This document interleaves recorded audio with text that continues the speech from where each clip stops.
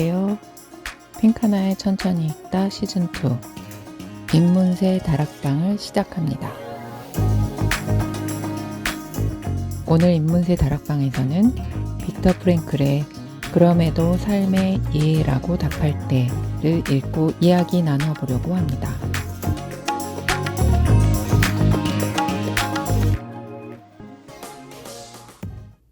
그럼 오늘 이야기 손님을 모셔볼까요? 네, 안녕하세요. 이기현입니다. 안녕하세요. 고유숙입니다. 네, 반갑습니다. 반갑습니다. 반갑습니다. 그럼에도 삶의 예라고 답할 때 오늘은 이 책을 읽고 이야기 나눌 건데요. 빅터 프랭클의 죽음의 소용서에서 읽고 읽는 거라서 사실 반복되는 내용도 있고 비슷한 것 같기도 하고 그리고 책이 얇아서 무엇보다 저는 좋았습니다. 근데 사실 이제 반복되는 내용이 있다 그렇게 생각을 하고 또 얇으니까 금방 읽을 수 있다라고 생각을 하면서 읽었는데 그렇게 빠르게 읽어서 지나갈 수 있는 책은 아닌 것 같더라고요. 맞아요. 이 책 자체도 쉽게 쓴 책은 아닌 것 같았어요. 네, 우리가 처음부터 이 책을 읽었으면 별로 감명 깊게 안 나왔을 텐데 그 앞에 계속 책을 읽고 그 이야기를 하고 하는 과정이 있어서 이 책에서 말하고자 하는 것이 10분 더 많이 이해가 되는 것 같아요. 고수님은 어디가 가장 좋으셨어요? 저도 첫 강의 그리고 내가 누군가에게 책을 선물 받아가지고 이렇게까지 심각하게 읽었던가 싶은 이 책을 선물해 주신 기현쌤에게 감사의 인사를 전하면서 네, 고맙습니다. 네. 네. 선물하고 이렇게 찬사를 받아보기는 또 처음입니다. 세 개의 강연이 빅터 프랭클이 맨 마지막에 정리하는데 첫 강연은 고난과 죽음에 대한, 그 다음에 두 번째 강연이 육체적, 정신적 질병, 고통, 요것과 연결이 됐었고 마지막이 그 수용소에서의 경험인데 마지막 장은 우리 지난 시간에 읽었던 죽음의 수용소에서의 이야기와 겹치는 부분이 있더라고요. 그래서 그 세 번째 그 강연은 좀 빨리 읽히기도 했던 것 같아요. 이 삶의 예라고 대답할 수 있다는 게 뭘까 생각하면서 읽게 됐는데 우리 오늘은 1강 위주로 이야기를 나누면 좋을 것 같다고 생각이 들었고 1강에도 그 사례가 많이 나오긴 했었거든요. 1강 중심으로 이야기를 해보면 좋을 것 같은데요. 그 숙명론이 뭐 종말론이 이렇게 팽배하던 시대에서는 숙명론이 자리 잡고 있었다. 그런 얘기를 하면서 우리는 이 숙명론으로부터 좀 극복해야 된다라고 이야기를 하는데 저는 좀 인상 깊었던 게 빅터 프랭클이 의사잖아요. 사제로서 의사라고 얘기하시거든요. 본인이 의사인데 의사라는 어떤 직업이라든가 그 전문적인 직업은 어떤 내 이론이나 내 개념이 뭔가 이렇게 공고해지는 느낌인데 이분은 뭔가 계속 자기로부터 멀어지는 느낌이랄까? 왜냐하면 그 의사라는 직업에 대해서 우리는 되게 전문적인 의사를 생각하지만 이분은 뭐라고 하냐면 환자를 돌보는 게 의사다. 근데 오늘날 그 병원에서 환자를 사례로 소개한다는 것은 그러면서 이제 의사는 그 환자의 삶과 죽음에 대해서 판가름하거나 그런 얘기를 할 게 아니라 그들을 진짜 돌봐주는 사람인데 오늘날 의사는 다른 의미가 된 것 같다는 생각이 들어서 스스로도 계속 그 의사의 삶에 대해서 계속 뭐 객관적으로 보시는 건 아닌가 그래서 되게 좋다는 생각이 들었어요. 그러니까 스스로에서 멀어진다고 해야 되나 그런 느낌이 아무튼 들었어요. 보통 자기가 갖고 있는 전문 지식에 대해서 드러내려고 하는데 이분은 그런 면보다는 아까 선생님 말씀하셨듯이 돌보는 사람으로서 얘기를 하는데 또 의사들이 얘기할 때 너무나 당연하게 환자를 환자로 보지 않고 어떤 병세의 사례 이런 걸로 본다는 거를 깨닫게 되었다는 게 거리를 두고 있다는 거 그러니까 객관적으로 볼 수 있다는 것 같아요. 자기의 그 의사라는 직업에 푹 빠져가지고 그것으로만 세계를 보는 게 아니까 이 사람의 세계관 자체가 사람을 보는 그런 사람인 것 같아서 그래서 진짜 이분은 보통의 의사라기보다는 사제에 가깝다고 볼 수 있겠다. 그 숙명론은 저도 잘은 모르는데 값싼 낙관주의 뭐든지 잘 될 거야 하거나 아니면 체념해 버리잖아요. 근데 그런 거에 비해서 차라리 냉정한 행동주의가 더 낫다라고 하는 게 뭐 이렇게 있다 보면 언젠가 뭐 잘 되겠지라고 그냥 낙관하면서 아무것도 하지 않는 것보다는 아니야 우리가 이렇게 있으면 안 돼 하면서 행동에 나서는 게 더 낫다는 의미로 이런 낙관주의가 허무주의로 가기 쉬우니까 그 죽음의 수용소에서 사람들이 기대하고 있다가 자기가 생각하는 바대로 되지 않으면은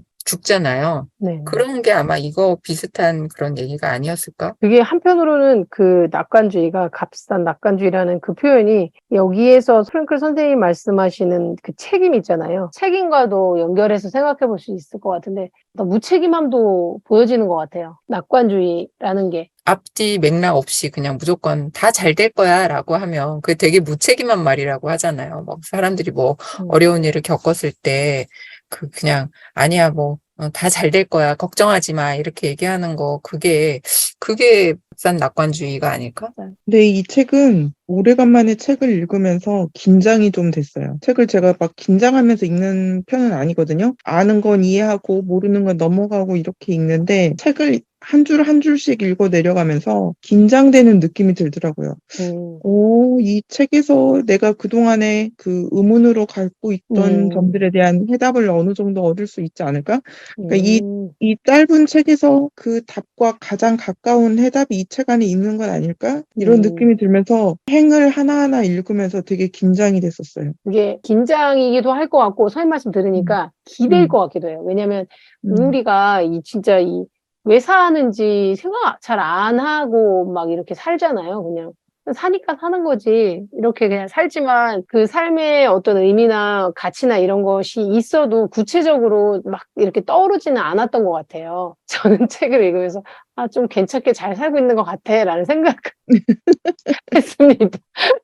그게 이제 구체적으로 나는 이렇게 살고 있었구나 라는 걸 다시 한번 이렇게 봤던 것 같아요. 그래서 저도 좋았는데 또 프랭클이 지금까지 이야기하는 것 중에서 자살에 대한 말씀을 하시거든요. 그 자살이 지난 죽음의 수용소에서도 나왔고 지난 책에서 그 얘기 있었잖아요. 왜 철조망이 전기가 흘렀기 때문에 그 자살을 원하는 사람들은 언제든지 가서 이렇게 하면 되는데 지난번에 고유 선생님이 말씀하셨던 이것이 인간인가 그 책에도 자살률이 엄청 희박하다고 거의 없다고 그 죽음의 수용소 안에서 우리가 언제 자살에 이르냐 그 아주 허무주의에 빠졌을 때인데 우리가 이제 삶의 의미가 내가 부여한 의미 그 의미도 되게 좀 약간 뉘앙스가 다른데 내가 어떤 의미를 붙잡고 있는데 그 붙잡는 의미가 상실이 됐어. 그럼 허무주의의 나락으로 빠진다는 거예요. 그 허무주의에 빠지면 이제 그 극단적인 선택을 하게 된다라는 이야기를 했었거든요. 삶의 의미를 내가 붙잡는 게 아니라 우리는 삶이 나한테 질문했을 때 그 질문을 찾아가는 거고 그거는 때마다 다른 거예요. 내가 겪는 그 때마다 내 인생의 어떤 장면마다 변하고 그거에 맞추어서 응답하는 거라고 하셨거든요. 그런데 이제 그 뒤에 보면 자살을 시도하다가 구조돼서 생명을 건진 사람에 대한 이야기가 나오거든요. 자기 머리에 총을 쏘려고 차를 타고 도시 외곽으로 나가려고 했는데 너무 늦은 밤이라 택시를 잡아탔는데 택시에 돈을 쓰고 싶지 않았다. 죽기 직전에 돈을 아까워하는 자신의 모습이 자살을 결심한 사람에겐 무의미해 보였다. 그러니까 어떤 면에서는 의미가 되게 무겁거나 거창하거나 이렇게 생각했는데 또 이런 경우를 생각해보면 그런 게 아닐 수도 있겠다. 그거야말로 정말 내가 거창하다고 생각하는 거야말로 의미를 내 스스로 이렇게 부여하고 있는 것이구나라는 생각도 들기도 하네요. 여기 빈드라나스 타고르의 시 인용하셨는데 잠들어 꿈을 꾸었습니다. 삶은 기쁨인 듯 했습니다. 잠에서 깨어나 보았지요. 삶은 의무였습니다. 나는 이랬고 이제는 알아요. 그 의무가 기쁨이었다는 걸. 프랭클 선생님 책을 많이 읽다 보니까 의무에 대해서 계속 이제 갖고 있는 거예요. 책에서 그런 내용이 나오잖아요. 일을 하느라고 너무나 바쁜 사람도 그 일에 지쳐가지고 정말 일에서는 나는 의미를 찾을 수 없어요. 그냥 먹고 살기 위해서 어쩔 수 없이 하는 거예요. 라고 하는 사람조차도 일을 하지 않는 아주 짧은 시간이라도 의미를 찾을 수는 있다. 이 가치는 사람마다 조금씩 다르니까 뭐 일을 최우선으로 가치로 두는 사람도 있을 거고 그렇지 않은 사람도 있을 거니까 내가 가진 의무 했을 때 그게 바로 기쁨이야. 뭐 이런 얘기는 뭔지 알 것 같아요. 막 우리가 집에서 이렇게 막 집안일 하고 이럴 때도 막 내가 이거 왜 이렇게 나 혼자 해야 돼? 막 이렇게 생각하면 힘들잖아요. 그걸 이제 생각을 바꾸면 또 기쁠 때도 있잖아. 맞죠. 막 잔뜩 막 뭐 쌓여있고 막 엄청 지저분하게 있다가 어느 날 또 쌓여있는 설거지를 하나씩 하면서 그릇을 하나씩 씻어서 엎어놓을 때 그럴 때 와 점점 깨끗해지고 있어 하면서 가끔 그 기쁨을 느낄 때가 있잖아요. 그런 게 이게 생각을 바꾼다는 거. 그 작은 데서 이 의미를 찾는다고 하면 의무라는 게 이제 우리는 되게 그 의무와 책임이라는 걸 되게 무겁게 생각을 맞아요. 하는 편인데 그래서 의무를 나한테 주어진 거 내가 지금 네. 해야 될 거를 의무라고 생각하면 그렇게 무겁게 느껴지지 않을 것 같아요. 네, 이 책에서 31페이지에 그런 말을 하거든요. 인생은 의무입니다. 유일하고 커다란 책임입니다. 하지만 삶에는 기쁨도 존재합니다. 내 인생이 의무니까 의무처럼 살아야 된다. 그러니까 함부로 죽으면 안 된다는 얘기 같아요. 근데 너한테 주어진 거야, 이거는. 네가 함부로 없애면 안 돼. 이런. 근데 그러니까 그 다음 장에서도 그런 말을 해요. 우리는 대답하는 잘하고 그냥 우리는 대답할 뿐이라고. 그래서 삶이란 무엇일까라고 질문했을 때 진짜 저도 이 책을 읽으면서 그 전 죽음의 수용소에서도 그 생각이 나더라고요. 그런데 삶이라는 게 뭐지? 이런 의문이 들긴 들더라고요. 근데 막상 딱 명확하게 안 떠오르는 거예요. 저는 이제 그래서 그 장면이 삶이라고 생각했었는데 그걸 어떻게 표현해야 될지 모르겠는데 또 이렇게도 말해요. 책에서 삶이란 건 어떤 것이 아니라 어떤 것에 대한 기회라고 얘기하거든요. 그래서 그 기회 앞에서 내가 어떻게 대응하고 응답하고 하느냐가 계속 삶의 의미를 찾아가는 것이라고 생각이 들어요. 그래서 왜 그 뒷장에도 그런 말을 하잖아요.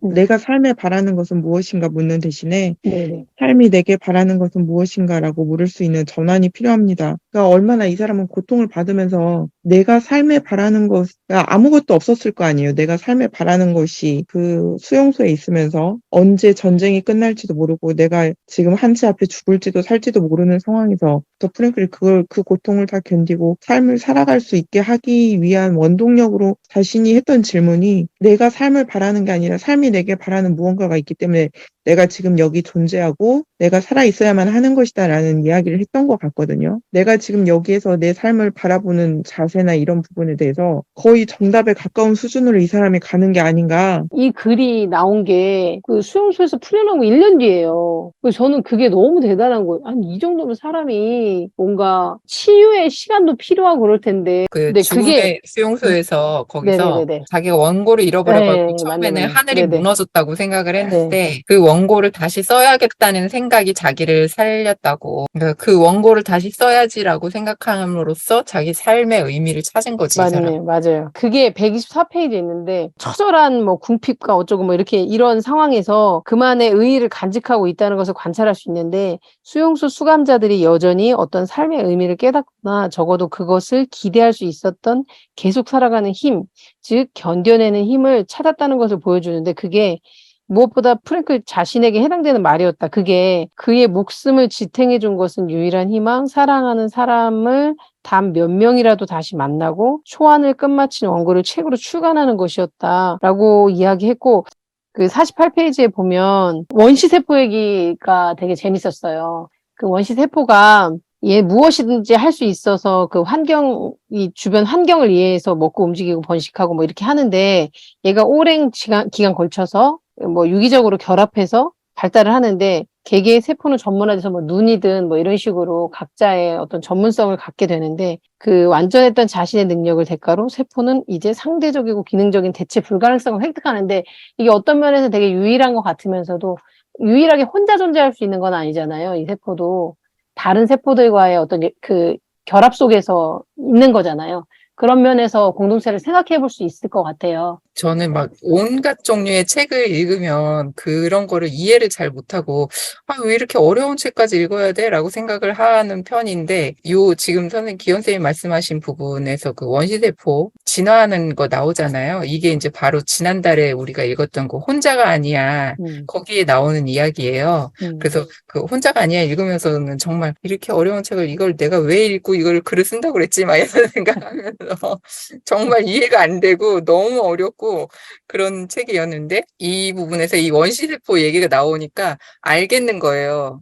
그냥은 이게 뭔 소리야 하면서 읽었을 텐데 그 앞에 읽었던 것이 그러니까 그 책을 완전히 다 이해하지는 못한다 하더라도 그러니까 어느새 그 읽었던 것이 나한테 와서 아주 조금은 그런 게 나한테 영양분이 됐구나 이런 생각이 들어서 되게 다양한 책을 읽는 이유들 같은 거를 생각하게 됐던 것 같아요. 아니, 그 옆에서도 보면 그런 말이 있거든요. 모든 개인의 일회성, 그러니까 전 이 일회성이 약간 유일성 같이 느껴졌어요. 어떤 우리 개인 존재의 유일성, 고유성, 이런 거랑 같이 이렇게 생각이 들었는데 이게 더 중요한 전체, 즉 인간 공동체 자신을 연관시키면서 가치의 의미를 보존한다, 이 말이. 우리도 그 다른 사람들과의 어떤 결합이나 그런 연합 속에서 연대, 이런 거 속에서 나의 가치가 좀 더 잘 드러나지 않나? 이런 생각이 들었어요. 그 다음 장에 전 너무 이런 말 좋아하는데 내가 하지 않으면 누가 할 것인가 너무 좋아요. 이런 말. 하지만 나만을 위해 한다면 나란 사람은 무엇인가? 그리고 지금 하지 않으면 언제 할 것인가? 이 말씀 자체는 너무 좋았다. 그리고 마지막에 나오는 그 말씀이 삶이란 어떤 것이 아니라 어떤 것에 대한 기회다. 그러면 또 여기서 기회가 뭔지를 또 이렇게 우리가 생각해 볼 수 있을 것 같아요. 그 60페이지에 그런 말 나오거든요. 우리가 간절히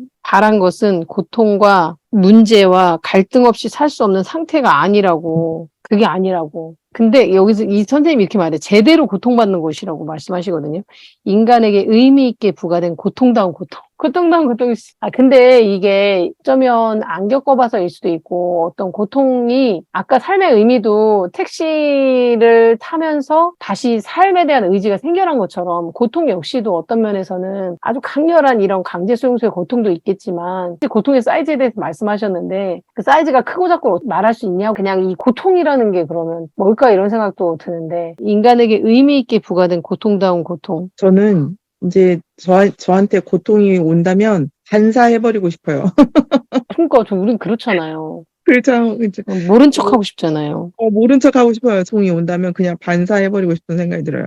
인간이 아이들 우리 키울 때 사춘기 없는 애들도 있잖아요. 근데 그런 말 들었던 것 같아요. 사춘기가 없는 애들이 그게 좋은 게 아니다. 어떤 면에서는 그러니까 성인이 돼서 그게 발현이 될 수도 있고, 그러니까 원래 인간이 겪어야 되는 지랄 그런 총량이 뭡지요. 네네네네 그런 것도 있는 것 같고, 물론 갑자기 들이닥치는 고통도 있지만, 사춘기의 아이들, 그러니까 저는 그것도 어떤 면에서는 안 겪고 지나가고 편하게 가고 싶은 이 계산적인 생각이 드는데, 생각해보면 그것 없이 어른이 될 수 없겠다는 생각을 해보면 이 말이 또 이해가 되는 것 같기도 해요. 인간은 뭔가를 행동하고 창조하면서 무언가를 실현하면서 자기의 존재에 의미를 부여할 수 있는데, 선생님이 말씀하셨던 첫 번째가 행동 아니면 활동 이런 얘기였던 것 같고, 두 번째가 체험하면서 겪는 자연과 예술과 인간을 사랑하면서 의미를 부여할 수도 있고,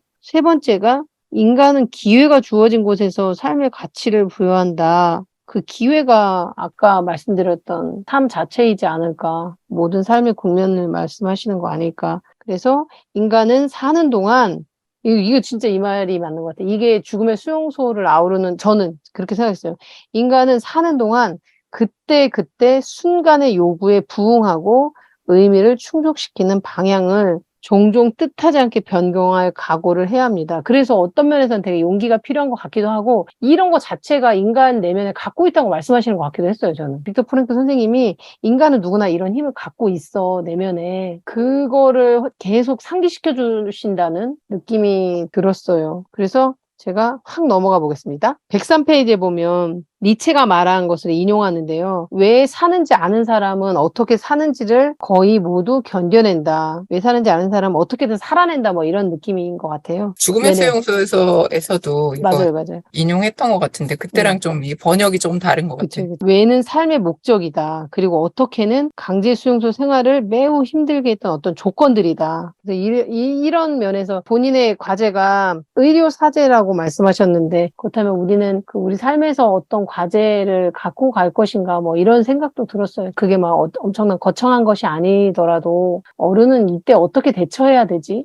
이런 생각도 해보게 되거든요. 그래서 어른으로서의 과제는 뭘까라는 생각과 있지만 엄마로서 누군가의 아내로서 아니면 이 집을 뭐 읽어나가는 한 사람으로서 아니면 공동체에 속한 사람으로서 내 과제는 뭘까를 매번 이렇게 계속 생각해보고 싶다라는 그랬습니다. 선생님들은 과제는 어떻게 생각하셨는지? 고유 선생님도 글 쓰신데 이 힐렐의 글 쓰지 않으셨나요? 지금 하지 않으면 언제 할 것인가?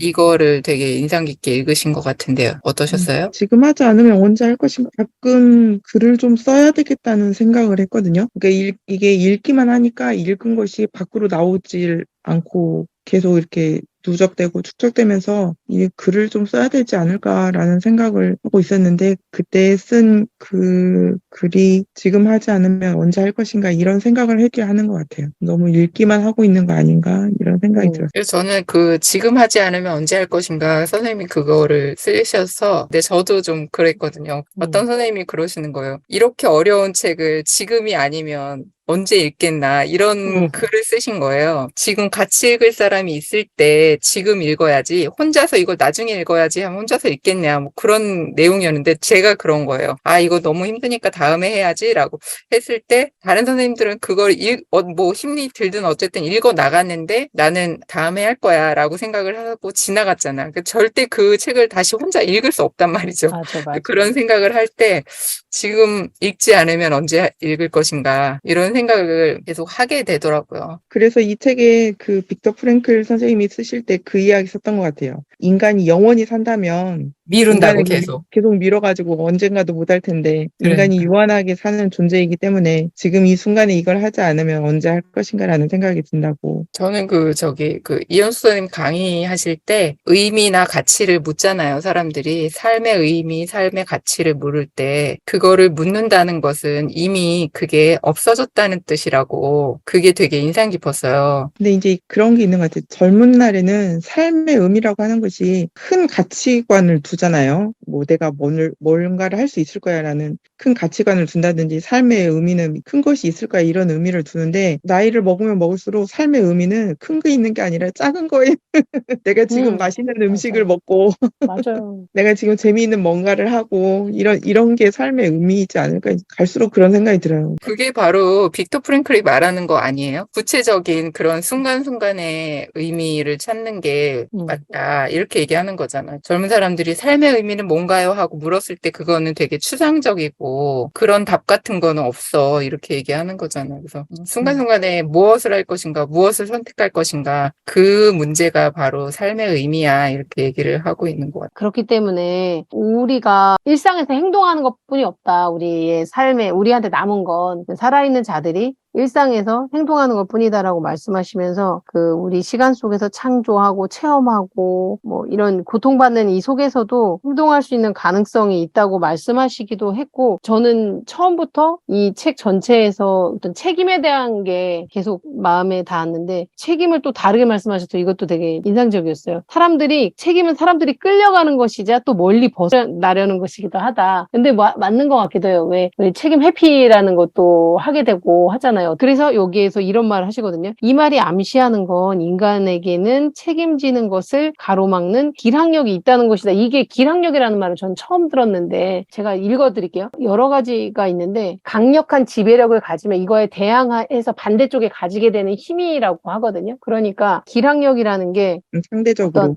반대쪽에 힘을 가지게 된다는 것이다. 실제로 책임에는 헤아릴 수 없는 뭔가가 있다. 그 책임이란 것이 그래서 두려운 것이고 영광스러운 것이기도 하다. 그 마지막이 그래서 여기 부분에서 저는 좀 많이 머물렀는데 언제라도 다음 순간을 위한 책임이 나에게 있고 모든 선택 그것이 아주 보잘것없든 아주 중요한 것이든 한 번의 선택은 영원하며 언제라도 순간의 가능성을 실현하거나 잃는다는 것. 이것을 아는 것은 두렵다. 매 순간 수천 가지 가능성이 숨어있고 그중 단 하나의 가능성만을 선택하고 실현할 수 있다. 근데 되게 많이 숨어있다니까 또 되게 희망적이다는 생각도 들고 인간은 보통 책임을 지는 너무 게으르다 그런 말씀도 하시면서 그리고 삶의 예라고 말하기는 쉽지 않지만 온갖 어려움에도 예라고 말한 사람들이 있다. 그래서 여기 삶의 예라고 답하라는 게 이제 책임으로 하자면 순간순간 삶이 질문할 때 책임을 회피하고 도망가지 말라는 뜻인가요? 그런 것 같아요, 선생님. 그러니까 뭐 뭔가 왔을 때 무조건 예스 이런 이거라기보다는 그거를 마주하는 용기, 그거를 대면해라는 것 같아요. 그러니까 오는 고통을 노할 수는 없잖아요. 그러니까 도망갈 수도 있죠. 도망갈 수도 있는데 책임이라는 것에서 내 삶의 책임을 다한다는 거로 볼 수 있을 것 같아요. 죽음의 수용소에서보다 저는 그럼에도 삶의 예라고 답할 때가 더 얇으면서도 훨씬 더 많은 얘기를 담고 있는 것 같은 생각이 들어서 조금씩 이렇게 얘기하면서 읽으면서 또 생각하고 해도 좋을 것 같다는 생각이 들었어요. 이 프롤로그에서 보면 이분은 이렇게 보시거든요. 인간의 핵심으로서의 자기라고 앞부분에서 이분 너무 글 좋았는데 이분이 빅터 프랭클의 글을 자의적으로 이제 해석하신 거긴 하시지만 그래도 여기에서 8페이지 중간에 그런 얘기 나와요. 우리가 추구하던 어떤 의미인데 되게 비본질적인 의미에 대해서 얘기하시거든요. 돈이나 권력, 명예 이런 걸 잃어버렸을 때 자기를 만나라고 격려하라고 말씀하시거든요. 그러니까 이분은 이렇게 풀고 계시거든요. 그래서 저는 이 부분도 좀 인상적이었어요. 우리 삶에는 더는 선택 여지가 없을 때 우리의 자기는 관심을 기울일 가치가 있다. 삶이라는 거에 대한 생각을 하는 것 자체가 어떤 면에서는 나를 찾는 거기도 하는 것 같아서 근데 이 자기에 대한 얘기는 안 했던 것 같아갖고 이 자기로 표현하시는 게 좀